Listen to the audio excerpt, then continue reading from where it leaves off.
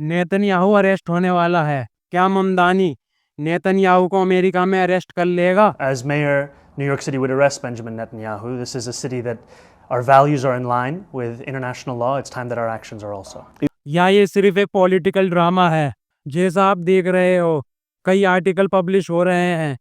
Netanyahu says to visit New York despite Zohran Mamdani arrest threat. मतलब जोरान ममदानी की arrest करने की धमकी के बावजूद नेतन्याहू ने कहा है कि मैं न्यूयॉर्क आऊंगा। यह स्टेटमेंट तब आया जब न्यूयॉर्क का मेयर ममदानी ऑलरेडी बोल चुका है कि अगर नेतन्याहू न्यूयॉर्क आया तो आईसीसी वारंट के अंडर में उसको अरेस्ट कर लूंगा। अब यहाँ कहानी और इंटरेस्टिंग हो जाती है। ममदानी ने बोल्ड क्लेम किया है कि आईसीसी वारंट जिसके खिलाफ भी है, चाहे वो नेतन्याहू हो या पुतिन, अगर वो न्यूयॉर्क विजिट करेंगे तो मैं उन्हें अरेस्ट कर लूंगा। इंटरनेशनल क्रिमिनल कोर्ट आईसीसी ने 2024 में बोला था गाजा वॉर के दौरान नेतन्याहू पर वॉर क्राइम्स और क्राइम्स अगेंस्ट ह्यूमैनिटी के चार्जेस लगे थे। अक्टूबर 7, 2023 के हमास अटैक के बाद इसराइल का मैसिव मिलिट्री ऑपरेशन हुआ जिसमें हजारों इनोसेंट लोग मारे गए। इस बेसिस पर आईसीसी ने वारंट इशू कर दिए। लेकिन क्या नेतन्याहू सच में अरेस्ट हो सकता है? अब यहाँ आता है सबसे बड़ा ट्विस्ट। नंबर 1, इसराइल आईसीसी का मेंबर ही नहीं है। नंबर 2, यूएस भी आईसीसी को फॉलो नहीं करता। नंबर 3, रशिया भी मेंबर नहीं है। मतलब आईसीसी का वारंट लीगली यूएस पे बाइंडिंग नहीं है। अब यहाँ पर देखिए, ऐसा लगता है जैसे पूरा अमेरिकन लॉ इसराइल को ध्यान में रखकर बनाया गया है, जो अमेरिका को बाद में पहले इसराइल को सर्व करता है।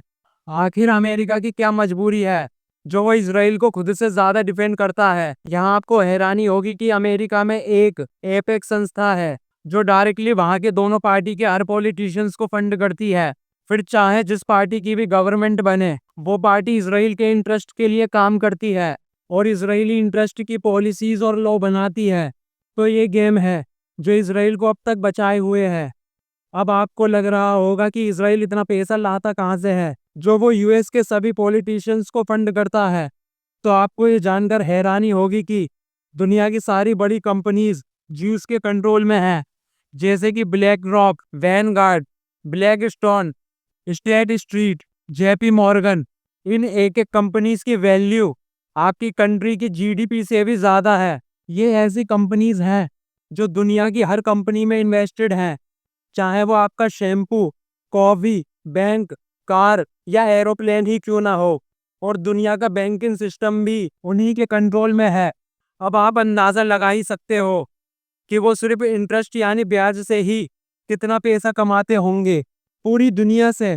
यही वजह है जो अगर कोई भी देश अमेरिका और इसराइल के खिलाफ जाता है तो वो उस कंट्री पर सैंक्शंस लगा देते हैं, जैसा हमने देखा ही है रशिया और ईरान के साथ। अब देखने वाली बात यह है कि Donald Trump government openly defend Israel and Netanyahu, और उसने उल्टा आईसीसी जजेस पर ही सैंक्शंस लगा दिए हैं। अमेरिका बोलता है कि आईसीसी को हमारे लीडर्स पर अथॉरिटी नहीं है।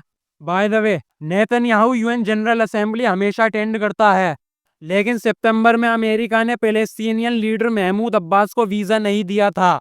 तो अब देखते हैं कि ममदानी आईसीसी वारंट को फॉलो कर नेतन्याहू को अरेस्ट करता है या नहीं। आपको क्या लगता है? कमेंट में बताओ। अगर वीडियो पसंद आई हो तो लाइक एंड सब्सक्राइब।